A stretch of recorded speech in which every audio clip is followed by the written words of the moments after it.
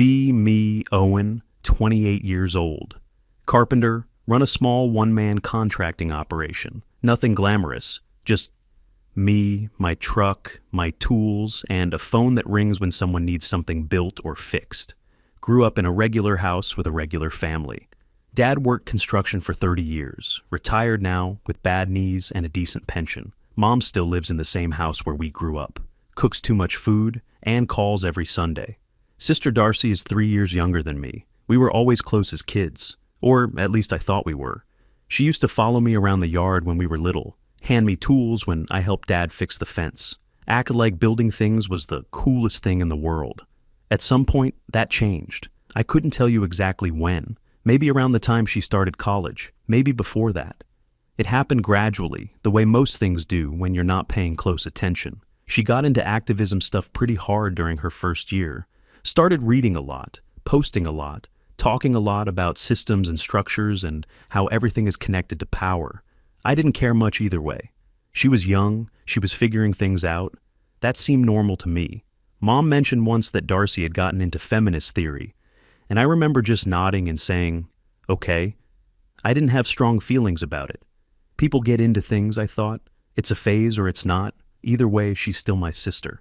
The thing is, I was also just busy. Around that time, I had finally gone out on my own, spent 4 years working under a contractor named Dale, who was good at the work but bad at paying on time. Eventually saved enough to buy my own van secondhand, got my own tools, registered the business. The first year on my own was lean. I was working weekends, evenings, calling people back at midnight, doing jobs I wasn't excited about just to keep the cash flowing. No time to think about much else. Darcy called me during that first year and said she needed help moving into a new apartment. Of course I came, loaded her stuff into the van, drove it across town, carried boxes up 3 flights of stairs. Her place was a wreck when she moved in.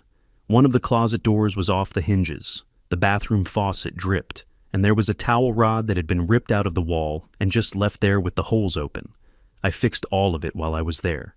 She made coffee and said, thank you, and that was that. Normal sibling stuff. I didn't think anything of it. The next time she called, it was a few months later. Something about a shelf she wanted mounted in the kitchen. I came, mounted the shelf, checked a few other things while I was there, left. After that, it became a pattern. Maybe once every few months she'd have something that needed doing. A cabinet hinge, a curtain rod, a stuck window. Once a whole weekend helping her friend move. I always came, not because anyone asked me twice, just because that's what you do. You show up when someone in your family needs help. That's what I was raised to think. At the same time, the conversations were starting to change. I'd be over there fixing something, and she'd be talking while I worked. At first it was just general stuff. Things she was reading, things she was thinking about. Then it started getting more pointed. She'd say things like, men don't really understand emotional labor, or the whole culture around handymen is weirdly gendered. I'd nod and keep working. I didn't argue, because arguing while you're trying to drill a straight line is a recipe for a crooked hole. And also because I genuinely didn't want to fight. She was my sister, she had opinions, I had work to do. But the comments kept coming, and they kept sharpening. She started saying things that were less about society in general, and more directed. Once she said something about how men are conditioned to offer labor instead of emotional presence. She said it while I was on my knees under her sink, fixing a pipe that had been slowly leaking for 3 weeks. I remember looking up at her from under the cabinet and just sort of blinking. Then I went back to tightening the fitting. I don't know what I was supposed to say to that. Probably nothing. I said nothing. This went on for a while, a long while actually. I kept coming over when she needed things done. I covered her rent twice when she was between jobs. The first time she paid me back, the second time she didn't, and I didn't bring it up. I drove her to the airport once, at an hour when no sane person should be awake. Helped her friend haul furniture not once but twice. Sat through lectures about privilege while I was literally on a ladder painting her ceiling. I'm not saying I was a saint. I'm not saying I did all that perfectly cheerfully every single time. There were moments I drove home annoyed. But I always came back the next time she called. My friend, the guy I've known since we were 12, started noticing. He'd seen me cancel plans to go help Darcy a few times. One night, we were getting food after work, and I mentioned I had to go over to her place that weekend. And he just gave me a look. He said something like, "Man, does she ever help you with anything?" I told him that's just how family works. She's younger, she doesn't know how to do this stuff. He nodded, but he had that expression people get when they disagree but decide not to push it. I know that expression well because he's been making it at me for years about various things. And he's usually right. I filed it away and didn't think about it much. The thing about Darcy's opinions was that they were always about men as a category, not me specifically, just men. Toxic masculinity, patriarchal conditioning, structural violence, emotional unavailability. These words showed up constantly. She'd talk about articles she'd read, things her friends had said, things that happened on campus. I absorbed a lot of it over the years, not because I agreed or disagreed, but because I was usually concentrating on something else, and she talked while I worked. I became very good at making sounds of acknowledgement while drilling. One time, I was replacing a section of her kitchen floor that had started rotting through. It was a Saturday. I'd been there since early morning. She made herself tea and sat at the counter and started talking about something she'd read about how men react defensively to accountability, how the standard response when men are called out is denial, deflection, or anger, how that pattern was itself evidence of the problem. I was kneeling on the floor with a pry bar and a box cutter, and I remember thinking, this is extremely interesting timing, but I didn't say anything, just kept working. When I left that afternoon, she said thank you and that the floor looked great. I said, no problem, let me know if it shifts at all. We were both completely normal about it. That was the thing. It was always completely normal. Like the commentary and the help existed in two separate rooms in her head, and she didn't connect them. Another time she had a problem with a friend of hers, some guy she'd been seeing briefly. He'd done something she considered thoughtless, and she was processing it out loud while I was fixing a gap in her window frame that was letting cold air in. She went from talking about him specifically to talking about men generally in about 3 sentences. Like, he was just an example of a type, a data point confirming what she already knew. I caulked the window and listened, and didn't ask if she wanted an outside perspective. She didn't seem to want one. She seemed to want to arrive at the conclusion she'd already reached, which was that it was a predictable outcome of the way men were raised. I sealed up the frame, and she thanked me, and that was that. I noticed over time that when she talked about men and their behavior, she never really looked at me while she said it, like she was talking to the wall or to some invisible audience. I was just present, a witness, a set of ears, which was fine. I wasn't looking for a debate, but it meant that nothing she said ever felt like a conversation. It was more like announcements, regular scheduled updates on the state of men and what was wrong with them. And I'd be there in the background, being one of those men fixing her sink. At some point she started posting about this stuff online too. I knew because Mom mentioned it. Apparently some of the posts were about men in her life, not by name but described. Mom was vague about it but seemed mildly uncomfortable. I didn't ask for details, not my business what she posts. Things stayed in that groove for a long time. Her needing things, me showing up, the ongoing commentary about male behavior running in the background, like a radio you've stopped really hearing. I got used to it. Maybe that was the problem. You get used to something and you stop actually registering it. The money stuff started small. First time was maybe the second year she was in her apartment. She called and said she was a little short that month, was behind on rent, just needed a few hundred to bridge the gap. I transferred it without much thought. She was young, jobs weren't consistent. It happens. She paid it back within a few weeks. No big deal. The second time was the following year. Different situation, similar ask. I transferred it again. That time she didn't bring up paying it back, and I didn't either. I told myself it was a gift, not a loan, which made it easier not to think about. Easier for me anyway. After that it became a thing that happened when her finances tightened. Not regularly, maybe twice a year, sometimes less. Each time I said sure and moved the money. Each time she said thank you and moved on. I told myself it wasn't a big deal. And individually it wasn't. But over 4 or 5 years it added up to something. I never calculated the total. I'm aware that's a choice I made, to not calculate it. Probably because if I'd looked at the actual number, I would have had to decide what I thought about it. And I wasn't ready to think about it clearly at the time. Then there was the dinner. Mom does these dinners a few times a year. Nothing formal, just get everyone together, eat too much, catch up. I usually enjoy them. Good food, decent conversation. I get to see Mom without it being about anything in particular. This one was in the evening, just the 3 of us, normal setup. Darcy had apparently come from something earlier in the day, some event or meeting. She was in a certain kind of mood, not angry exactly, more like activated, like she'd been having a certain type of conversation all day, and the momentum was still going. We ate, we talked about regular things for a while. Mom asked about my work, and I told her about a deck job I'd been doing for a client out in the suburbs. Big project, good money. Darcy talked about something her friend had gone through recently. It was fine for the first half of the meal. Then somehow the conversation drifted. I don't even remember how it started exactly. Something about a story Darcy was telling, something about a guy who'd done something. And from that it became a broader thing about men and how they move through the world. I was half listening, eating, not really engaging. Mom was nodding in that diplomatic way she has, where you can't tell if she agrees or is just being polite. Darcy was getting more energized as she talked, leaning forward, gesturing, the words coming faster. She was saying something about how even the men who mean well are still operating within the same framework, still benefiting, still complicit, still part of the problem whether they know it or not. Mom said something like, "Well, I'm sure most men are trying their best." Darcy waved that off and said, "Trying isn't the same as accountability." Then she looked at me. Not in an aggressive way. More like she was including me in the conversation, making eye contact the way you do. She said something like, "And honestly, even you, Owen, you're part of it too. All men are. It's not personal, it's structural." I remember looking at her, then looking at my plate, then back at her. I said, "Yeah, you're probably right." She blinked. Mom went quiet. I think they both expected something else. An argument, a defensive answer, something. But I just nodded and said it again. "Yeah, makes sense."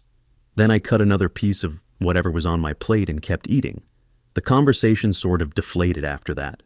Darcy seemed a little thrown off, but recovered and kept talking about other things. Mom steered us toward dessert. The rest of the evening was normal. I drove home and I didn't really think about it that night. Watched some TV, went to bed, had a job the next morning, early start. But something had clicked over quietly in the back of my head. It wasn't anger. It wasn't some big realization moment. It was more like I'd finally heard something clearly that had been said 100 times in the background. If I was part of the problem, that was her belief, and she'd held it for a long time. And she was allowed to have that belief. But if that's what she actually thought, then the logical thing was to stop being in her life. Not as punishment, not to make a point, just as a practical matter. You don't keep something around that you think is harmful. That doesn't make sense. I went through the next week doing regular work, showed up to a kitchen cabinet job, a fence repair, started measuring out materials for a bathroom remodel. Normal week. But at some point during it, I realized I'd made a decision without quite deciding anything. Like a door had swung shut on its own, and I'd noticed it only after the latch clicked. Darcy's name came up on my phone once that week, a meme she'd forwarded to the family group chat, something about coffee. I looked at it and scrolled past. Not with any particular feeling about it, just scrolled past. She texted me a few days later, said she needed help moving her couch to a different spot in the living room. Could I come by that weekend? I didn't respond. I wasn't ignoring her to be dramatic. I just genuinely sat there looking at the message and didn't know what to say. What was I going to do? Go over there and help her move furniture? Be part of the problem in her apartment instead of at dinner? It felt absurd suddenly, in a way it hadn't before. She texted again a few days after that. This time, it was about money. She was short that month. Could I transfer her something to cover the gap? I didn't respond to that one either. Then she called. I was on a job, couldn't answer, and afterward I just didn't call back. I want to be clear about something. I wasn't making a dramatic decision. I wasn't planning some kind of prolonged silence. I was just not doing anything. I wasn't sending a message, I was just stopping. The same way you stop doing something you've been doing out of habit once you realize the habit doesn't make much sense anymore. Mom called me maybe 2 weeks after the dinner. She said Darcy had mentioned I wasn't responding and asked if something was wrong. I told Mom I was fine. She asked if this was about the dinner. I said I wasn't upset about the dinner. I agreed with what Darcy said. Mom said she didn't understand. I tried to explain it simply. Darcy thinks I'm part of the problem. She's had that view for a long time. I'm just taking it seriously. If I'm harmful to have around, then the considerate thing is to not be around. Mom said that's not what Darcy meant. I said then maybe Darcy should be more careful about what she says. Mom tried to tell me I was being too literal about it, that it was a general statement about society, not about me personally. I told her I understood that, and I also understood that I specifically was included in that general statement. She wasn't talking about abstract men. She was talking about all men, which includes me. And I'm not going to argue with her belief. She's allowed to think what she thinks. I'm just acting on it. Mom went quiet for a moment. Then she asked me to at least talk to Darcy. I said I didn't have anything to say. She asked me to at least respond to her messages. I said I didn't know what I'd say that would be useful. We talked for a few more minutes about other things and then hung up. Mom sounded tired. I felt a little bad about that. Not bad enough to do anything differently, but bad. Mom didn't do anything wrong, and she was getting pulled into it. She called again about a week later. Not about Darcy specifically, just to talk. I think she was checking in without making it obvious. She asked about work. I told her about the home office job going well. She asked about my friend. I said he was good. She brought up Dad and said his back had been acting up again. Normal conversation. But at the end she said she just hoped I hadn't written Darcy off completely. I told her I hadn't written anyone off. I just wasn't available the way I used to be. Mom said there's a difference between being unavailable and being a wall. I said I knew, and I didn't think I was being a wall. She said okay, and left it at that. She was careful with me in that conversation, in a way she usually wasn't. Like she'd thought about how to say things before saying them. That made me feel the bad thing again, knowing she was working that hard to keep everyone from drifting too far. Darcy sent me a longer message eventually. She said she was confused about why I was acting this way. Said she thought I was upset about what she said at dinner, and that I was being immature. Said the silent treatment was a textbook manipulative behavior. She also said that her not hearing from me wasn't hurting her. She just needed the couch moved and had to ask her friend's boyfriend to help. I read that a few times. The thing that struck me wasn't the manipulation accusation. It was the couch part. She'd found someone else to help with the couch. Fine. Good, actually. That seemed like progress for her. I also thought about the word manipulative. I turned it over for a while. Manipulation is when you do something to produce a specific reaction in someone, to get something out of them. I wasn't trying to get anything out of Darcy. I wasn't waiting for an apology so I could go back to normal. There was no play I was running. I just wasn't going over there anymore. Those were different things, but I knew explaining that would just produce another argument about male psychology and withdrawal tactics. So I didn't explain it. I thought about responding, but I didn't have anything useful to say. Nothing as in I was stonewalling. More like I genuinely couldn't figure out what the right words were. She wasn't wrong that I was the one who'd stopped talking. She was wrong about why. But explaining the why would just be an argument, and arguments don't change beliefs. They just exhaust people. A few more weeks went by. She put something on her social media, according to Mom, about men who use silence as a weapon. Mom told me about it in a tone that was clearly hoping I'd say something that would make it stop. I told Mom I didn't read her posts and I wasn't going to start now. During all of this, I was honestly kind of busy. I'd gotten a big job, one of the better ones I'd had since starting on my own. A full renovation of a home office and den for a couple who were working from home and needed the space redone properly. Good scope, fair budget, clients who knew what they wanted and left me alone to do it. I was putting in long days and coming home tired in a way that felt good. The kind of tired where you've actually done something, built something that didn't exist that morning. There's something about carpentry that keeps your head in one place. You're solving a physical problem in real time. The problem is right in front of you. The feedback is immediate. You make a cut, and it either fits or it doesn't. There's no ambiguity about whether you did it right. I've always liked that about the work. When I was younger, I didn't have the words for why I liked it. I just knew I'd rather be building something than almost anything else. Now I can say it's because it's honest. The wood doesn't have an agenda, the joint doesn't have feelings, the level doesn't care about your politics. Everything is exactly what it is. I wasn't sitting at home thinking about Darcy. That's the thing I want to be honest about. In movies and in the stories people tell, there's usually this period where the main character is agonizing, lying awake, going over it all. I wasn't really doing that. I was mostly thinking about load-bearing calculations and whether I'd ordered enough of the right screws. Mom kept me updated occasionally, not in a pressuring way after the first few conversations. More just reporting. Darcy was doing well otherwise, classes were going fine. She'd gone on a trip with her friends. I was glad to hear it. I genuinely didn't want anything bad for her. I just didn't want to be in her life the way I had been. Those were two different things. She called me directly once, not a text, actually called. It was a Sunday evening and I was home, so I had no excuse to miss it. I picked up. She asked how I was and I said, "Fine, how are you?" She said, "Fine." There was this awkward pause and then she said she wanted to understand what was going on. I said there wasn't anything going on. She said clearly there was, because I'd stopped responding to her for 2 months. I said I hadn't had anything I needed to say. She asked if I was still upset about the dinner. I said I wasn't upset. She asked me to explain then, because she didn't understand. I said it was pretty straightforward. She'd told me at dinner that I was part of the problem, that all men were, that it was structural. I agreed with her, and I was acting accordingly.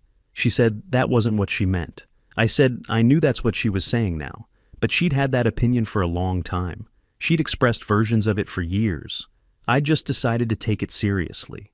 She said I was twisting her words. I said I wasn't. I was taking them at face value. She said she was talking about systems, not about me personally. I asked her if I was a man. She said yes, obviously. I asked if her statement at dinner included all men. She didn't answer that directly. She said I was being deliberately obtuse. There was a long pause. Then she said this was exactly the behavior she was talking about. Men withdrawing when women challenge them, using absence as control. This is what toxic behavior looks like, she said. Quiet, not loud, but still manipulation. I thought about that for a second. Then I said something like, "Okay, so if I stay in your life, I'm part of the structural problem. And if I leave, I'm manipulative.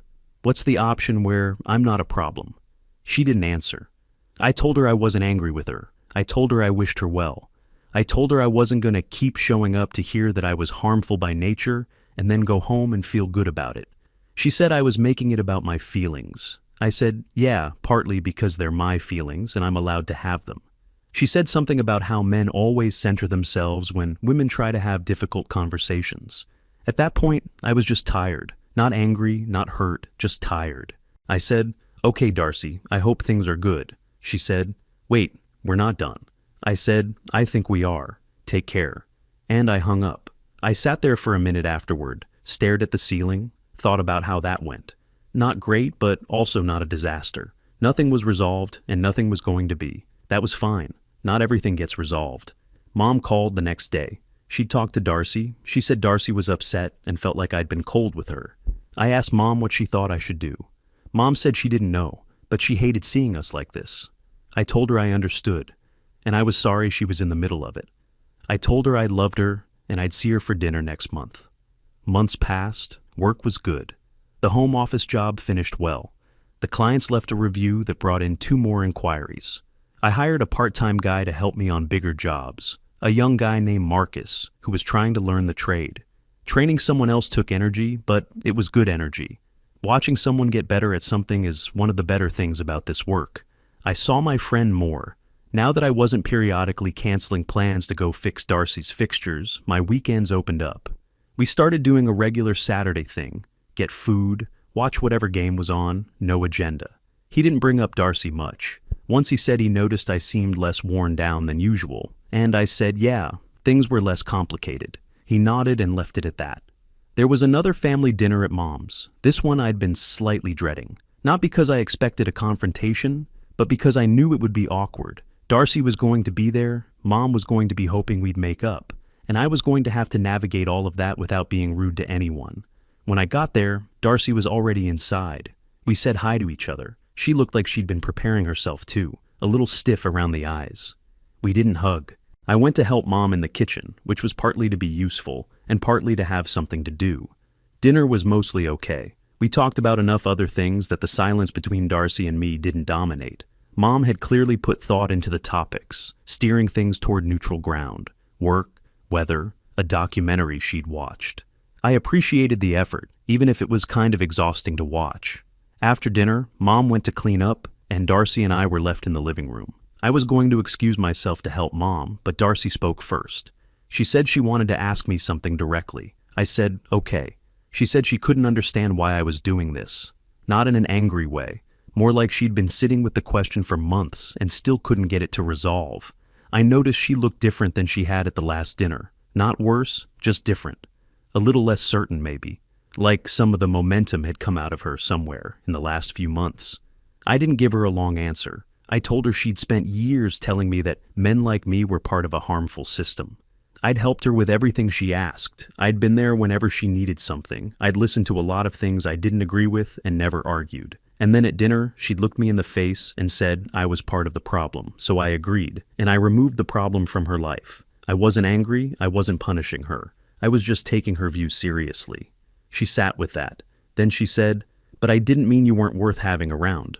I said, "I know that's not what you meant, but it's what the logic of your position means. You can't tell me that men are structurally harmful and then expect me to keep showing up and acting like that doesn't include me." She opened her mouth and then closed it. I don't know what she was going to say. After a moment, she said she felt like she was being punished for her beliefs.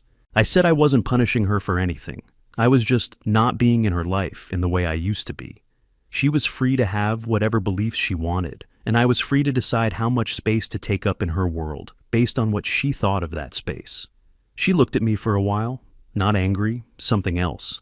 Like she was recalculating something, and the numbers weren't coming out right. I thought she might get upset, raise her voice, go back to the manipulation angle, but she didn't. She just sat there quietly for a moment, which was actually more uncomfortable than if she'd gotten angry. Anger I could deal with. I'd dealt with it before. This was something else. She looked like someone who'd been so sure of something for so long that having it not apply in one specific case was genuinely disorienting. Then she said, "But who's going to help me with things?" And I realized that was really the thing, not the ideology, not the structural argument. The couch that needed moving, the money when rent was tight, the drive to the airport at an unreasonable hour. I told her she'd find people, her friends, her network. Maybe she'd learn to do some of it herself. I said I wasn't the only option. She said, "But you were always there." I said, "Yeah, I was." That was pretty much where it ended. Mom came back in, and the conversation closed off naturally. I helped wash dishes, said goodbye, drove home. The whole way back I thought about that last thing she said. "You were always there." It was true, I always was. I drove back in the dark and thought about how long I'd been just always being there. How many weekends and evenings and early mornings. How many times I'd fit her stuff in around my own work. How little any of it had ever moved her opinion about what I represented. I thought about the years of it. The cumulative image in my head of every trip, every tool bag loaded into the van, every drive across town. I couldn't put a number on it, but it was a lot. Holidays where I detoured to fix something before showing up to wherever I was supposed to be. Times I pushed back a client's job by a day because she needed something done that weekend. Small things that individually were nothing but stacked up into something. And underneath all of it, the whole time, the background hum of being told that men like me were fundamentally the problem, that the good intentions didn't change the structural reality, that even trying didn't count for much. There was something almost impressive about the consistency of it. She'd held that view through all of it, never once paused to ask whether the guy on his knees fixing her floor fit the profile. I was both the exception in practice and the rule in theory, useful in person, harmful in principle. She'd kept those two things perfectly separate for years, without it seeming to cost her anything. I'm not trying to frame it like I was a saint who got nothing in return. That would be a dishonest way to tell it. She was my sister, and I helped her because I wanted to. For a long time, I genuinely wanted to. I liked solving problems, liked that she could call me and I could actually fix things. It felt good to be useful, but somewhere in there, it stopped being about wanting to and started being about habit, about the way things had always been arranged. She needed, I provided. She talked about the toxicity of men. I drove home. And somewhere in that cycle, the wanting got worn down to nothing, and I hadn't even noticed until it was already gone. She texted me once more after that dinner. It was a short message. It just said, "I don't think I handled things well. No follow-up, no question, no ask. Just that." I read it and thought about it. Then I put the phone down and went back to what I was working on. I didn't respond right away. And then enough time passed that responding started to feel stranger than not responding. So I didn't.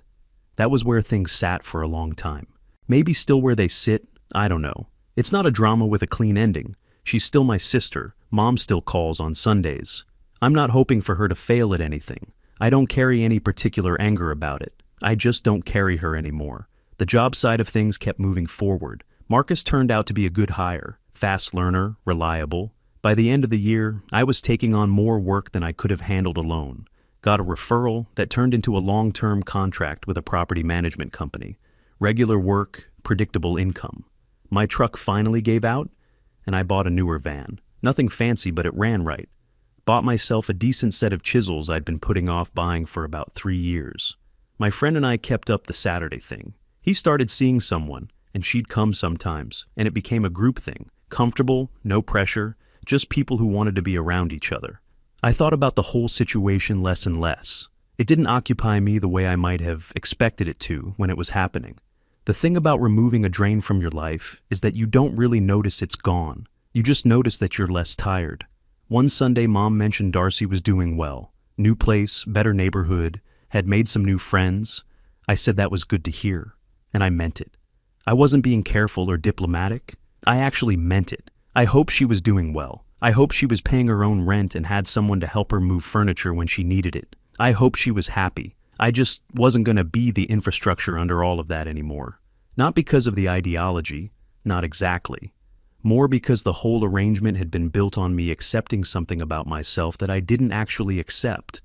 That I was a problem by nature. That my showing up was some kind of inherent trespass against a better world. I didn't believe that. And once I stopped pretending I did, there wasn't much left to hold the arrangement together. Mom asked once if I thought Darcy and I would ever get back to normal. I said I didn't know what normal would look like from here. She said she hoped we could find a way. I said I did too, whatever that way might be. I meant that also. But I knew it wouldn't be the old way. The old way was me absorbing everything and asking nothing, and showing up regardless. That version of things wasn't coming back, not because I was making a statement, just because it genuinely didn't make sense to me anymore. I finished a project the other week, a big built-in bookcase for a family's living room. Took 4 days, came out well. The client walked in when I was done and just stood there looking at it. Said she'd wanted something like that for years. Paid me, shook my hand, said she'd tell everyone she knew. I loaded my tools into the van and drove home. It was a good drive. Clear evening, not much traffic. I had a voicemail from Mom, nothing urgent, just checking in. A text from Marcus about a material order for the next job. My friend asking if Saturday was still on. Sat in the van for a minute before going inside. Not because anything was heavy on my mind, just one of those moments where you sit still before moving on to the next thing.